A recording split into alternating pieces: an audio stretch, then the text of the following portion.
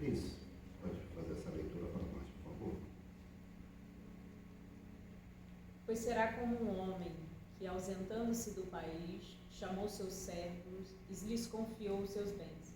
A um deu 5 talentos, a outro deu 2 e a outro deu 1, de acordo com a capacidade de cada um deles. E então partiu. O servo que tinha recebido 5 talentos saiu imediatamente a negociar com eles e ganhou outros 5. Do mesmo modo, o que tinha recebido 2 ganhou outros 2. Mas o servo que tinha recebido 1 talento, saindo, fez um buraco na terra e escondeu o dinheiro do seu senhor. Depois de muito tempo, o senhor daqueles servos voltou e fez um ajuste de contas com eles. Aproximando-se, o que tinha recebido 5 talentos, entregou outros 5, dizendo: o senhor me confiou 5 talentos, eis aqui outros 5 que ganhei. O senhor disse: muito bem, servo bom e fiel, você foi fiel no pouco, sobre o muito o colocarei. Venha participar da igreja, da alegria do seu senhor. E aproximando-se também o que tinha recebido 2 talentos, disse: o senhor me confiou 2 talentos, eis aqui outros 2 que ganhei. Então o senhor disse: muito bem, servo bom e fiel, você foi fiel no pouco, sobre o muito o colocarei. Venha participar da alegria do seu senhor. Chegando por fim o que tinha recebido 1 talento, disse: sabendo que o senhor é um homem severo, que colhe onde não plantou e ajunta onde não espalhou, fiquei com medo e escondi o seu talento na terra. Aqui está o que é seu.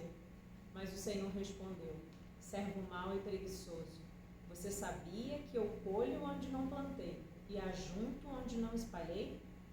Então você devia ter entregado meu dinheiro aos banqueiros, e eu, a voltar, receberia com juros o que é meu. Portanto, tirem dele o talento e deem ao que tem 10, porque a todo o que tem mais será dado, e terá em abundância, mas ao que não tem, até o que lhe tem será tirado. Quanto ao servo inútil, lancem-no para fora, nas trevas, ali haverá choro e ranger de dentes. Palavras do Senhor, palavras de salvação. Graças a Deus. Ale, ale, aleluia. Ale, ale, aleluia. Ale, ale, aleluia. Aleluia, aleluia. Ale, ale, aleluia. Ale, ale, aleluia. Ale, ale, aleluia. Aleluia, aleluia. Podemos acertar?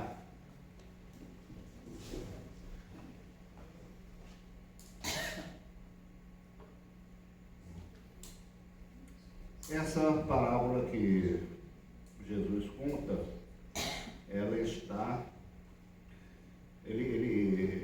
essa conversa ele teve lá em Jerusalém, já próximo da sua crucificação, já se preparando para as coisas que ele ia enfrentar, né? Os desafios da sua última semana de seu ministério. E ele contou essa parábola junto com aquela parábola das virgens, né, que tinham azeite, não tinham, né, aquelas. E uma outra parábola também que tem a ver com o juízo, né, do fim dos tempos. Então é uma parábola que deve ser compreendida nesse contexto, né, de como Deus vai avaliar a nossa vida. Que juízo Deus fará, então, daquilo que a gente fez da nossa existência, né? Vamos compreender bem essa parábola. Havia, na época de Jesus, né, então, servos, né, escravos, pessoas que eram escravizadas por pessoas mais ricas, né, com mais poder e tal, muitas vezes por causa de dívida, né? Ficava lá trabalhando para aquela pessoa, porque não tinha com que pagar, né? Então acabava existindo essa servidão por dívida. Então tinha aquelas pessoas que faziam os serviços domésticos, né, que atendiam ali a casa e tal. Mas a gente encontra aqui esses servos especializados aqui, que eram uma espécie assim, de consultores financeiros. Veja só, né? De ter lá um servo à sua disposição para tratar dos seus assuntos de investimentos. Olha só, né? Então torna essa parábola super moderna, né? Hoje existem pessoas que prestam esse tipo de serviço, a diferença é que são muito bem remunerados, né? Não são escravizados mais. Mas de qualquer forma são... Aqui no Brasil havia também, na época, né, da escravatura, os chamados escravos de ganho. Tinha os escravos que trabalhavam na lavoura, no serviço doméstico e tal, e tinha os escravos de ganho, que eram aqueles que, por exemplo, pegavam frutas, coisa que o patrão produzia e tal, e iam vender na rua, botava uma banquinha lá, e eles que vendiam aquela produção. Era tipo uma espécie de camelôs, né? Mas eram escravos, eles tinham que pegar aquele dinheiro e entregar para o senhor quando voltasse, né? Alguns que conseguiam juntar um dinheirinho compravam a sua alforria, né, a sua liberdade, e passavam eles mesmos a vender as coisas na quitanda, né? Quitanda, né, um termo bem africano, muito comum lá no Rio, né? Até outro dia, não sei se hoje, se eu chegar lá no Rio e falar de quitanda, as pessoas vão saber o que é. Se usa muito. Quitanda, né? É um termo angolano. Mas assim, né? Vender frutas assim na rua. Eram os chamados escravos de ganho. E tinha isso também, então, em Jerusalém, na época de Jesus. E aqui nós temos, então, um plano de investimentos. Olha só. Um dos escravos lá recebeu, então, um talento, né? Aliás, 5 talentos, né? Ou 10 talentos, coisa assim. Um talento, o que era? 6.000 denários. O que é denário, pastor? Denário era a diária, era o salário mínimo diário de um trabalhador em Israel. Vamos considerar que 30 denários fosse o salário mínimo. 30 dias, né? 30 denários. Então, 6.000 denários dava mais ou menos, um talento dava 300 salários mínimos. 300 salários mínimos. Uma quantia boa, né? Um talento. Quem recebeu 10 salários mínimos para investir, ou 5 denários para investir, recebeu aí então 1.500 salários mínimos, 2 milhões e pouco, né? Um dinheirinho bom, né, para investir. Dá para fazer uma carteira bem variada, né? O outro recebeu 2 denários, mais modesto, mas dá também para, né, porque seria algo aí de 600 salários mínimos, 1,5 milhão, né, por aí. E o outro recebeu 1 denário, um talento, né, 300 salários mínimos, 450 mil, por aí. Então cada um recebeu um dinheiro bom para investir, dava para fazer bastante coisa, né, para fazer esse dinheiro render, né? É muito interessante essa palavra talento, né? Muitos termos que a gente usa em português têm a sua origem na Bíblia. Esse termo talento era, então, uma moeda, né? Um termo pecuniário, digamos assim, e era também um peso de 35 quilos, uma coisa assim. É um talento. Talvez por causa dessa parábola, né, talento virou uma outra coisa, virou aquela aptidão que a pessoa tem para realizar alguma coisa, ou artística, ou profissional, é uma habilidade inata da pessoa. Então a gente diz, não, fulano tem talento, né? Toca piano, né? Sabe fazer mágica, né? Sabe, é bom de matemática, tem talento, virou uma coisa assim como se Deus desse para a pessoa aquilo, né? Então a gente conhece muito mais é muito mais comum no nosso vocabulário, né? Talento nesse sentido, né? Pessoa talentosa, pessoa que tem uma aptidão para alguma coisa. E é muito interessante como que temos pessoas por aí que são talentosas. Futebol, por exemplo, né? Que não falta por aí, aqui no Brasil principalmente, são garotos talentosos. Eles sabem jogar bola. Agora, lá na frente, quem que consegue se manter no mercado, quem consegue desenvolver uma carreira, quem consegue ir para a Europa, quem consegue ir para a seleção? São poucos, não é? São poucos.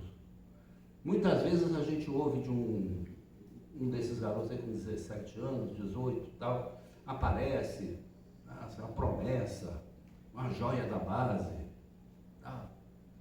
E depois a gente não ouve mais falar dele. Por quê? Por quê?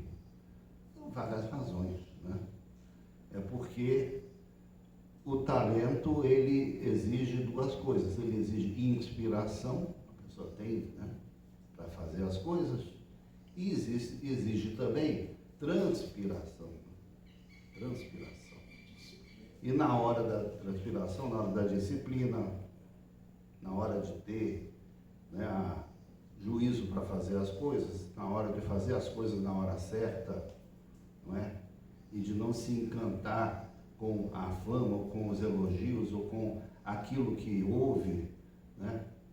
Não cair em determinados contos, não acreditar em tudo que houve, né? Nessas horas, então, muitos rapazes, muitos garotos talentosos acabam se perdendo no meio do caminho e perdem oportunidades, eventualmente, de ter uma carreira. Aí você vai ver aquele garoto lá, com 25 anos, está lá na 4ª divisão, né? Às vezes até teve que abandonar a carreira e seguir outra profissão. Não que lhe faltasse capacidade, não que lhe faltasse talento, mas porque não soube aplicar aquilo que ele tinha, né, recebido já na sua juventude. Acontece muito. E acontece também, né, na nossa vida, né, na nossa vida cristã também, não é? Porque Jesus distribui talentos para nós, né? Jesus distribui talentos. E em que nós temos aplicado os nossos talentos, não é?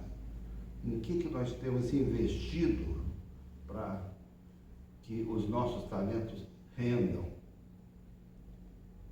Muitas vezes a gente tem capacidade de fazer alguma coisa no reino de Deus, além daqueles talentos que a gente tem na nossa profissão, na nossa formação, né, no mundo, né?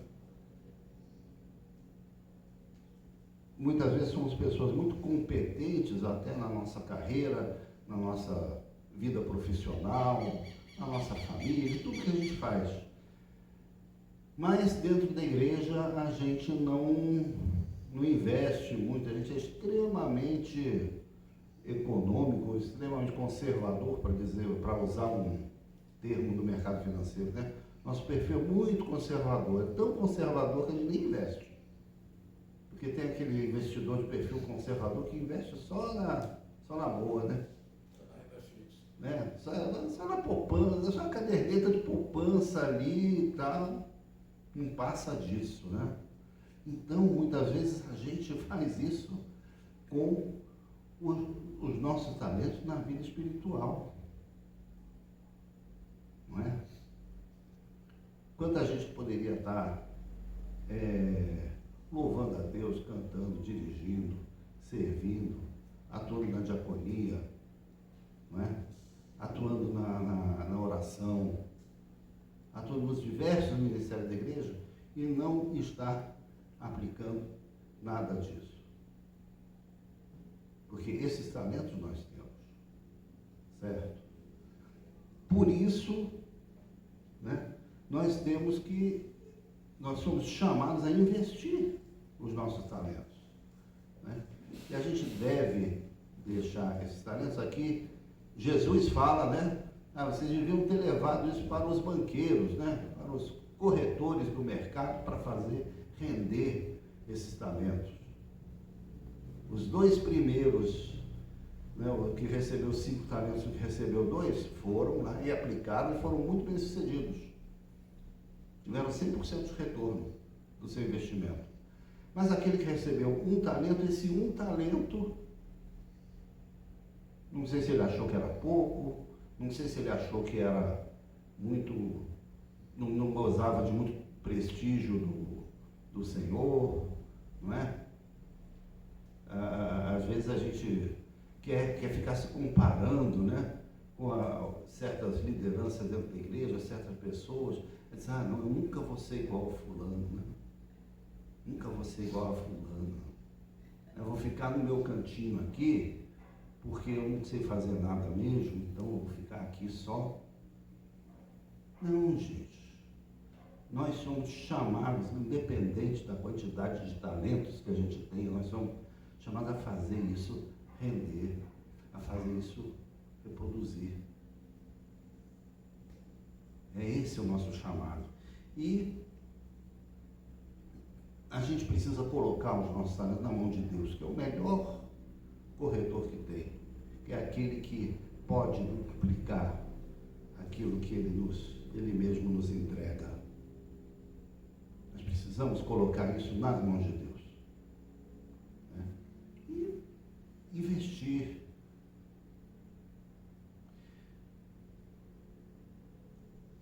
Existe na realidade, né, algo muito, muito, muito valioso, né, que é o maior talento que a gente recebe. Maior do que cantar, maior do que orar, maior do que pregar, maior do que evangelizar, maior do que qualquer outra coisa, que é um talento básico que Deus nos entrega, que é o amor de Deus. O amor de Deus é derramado nos nossos corações. O apóstolo Paulo descreve o amor de Deus como sendo um presente, uma dádiva, um dom. Ele fala lá no final do capítulo 12 de 1 Coríntios, começo do capítulo 13. E agora passo a vos falar de um dom sobremodo excelente. Um dom, um presente, um talento que nós recebemos. Esse é o mais básico e é o maior de todos. Se nós investirmos para que esse talento, então, se multiplique, se possa render, ele não vai render na nossa vida, ele vai render na vida de quem estiver ao nosso lado. Ele vai render na vida da comunidade, ele vai render na vida da nossa igreja, ele vai render na vida da nossa cidade. Esse é o maior talento. Alguém poderia dizer, mas o maior dom que a gente recebe de Deus é a nossa salvação. Amém. Esse é um presente que nós recebemos de Deus pela sua graça. Agora, a salvação que nós recebemos é fruto de quê? É fruto do amor de Deus. Então, nós não recebemos simplesmente um título dizendo, olha, você está salvo. Nós não recebemos um papel simplesmente dizendo isso. O que nós recebemos é o próprio amor de Deus dentro dos nossos corações. O amor de Deus que nos salva é o amor de Deus que nós também recebemos. E aí é o pacote completo. Porque aí vem salvação, aí vem serviço, aí vem diaconia, aí vem evangelização, aí vem pregação, aí vem tudo. É a base de tudo. Então, esse é o talento que a gente precisa receber e pôr para girar no mercado. E não ficar guardando, escondendo, né, como uma coisa assim particular, um negócio, dobrar esse papelzinho aqui, botar no bolso e esconder. Sou salvo, mas não conto para ninguém.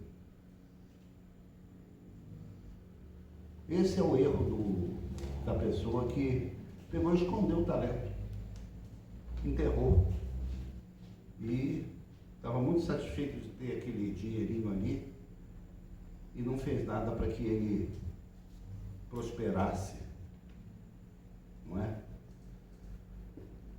É interessante que Jesus usa, às vezes, metáforas, né, do mercado financeiro, né, do lidar com o dinheiro, mas usa com um significado profundamente espiritual. E é dessa forma que a gente precisa compreender essa parábola, porque o que nós recebemos de Deus é muito mais valioso, né? E tão valioso que Jesus usa somas aqui de dinheiro bastante significativos, né? 6.000 denários no talento, né? Produto de 20 meses de trabalho.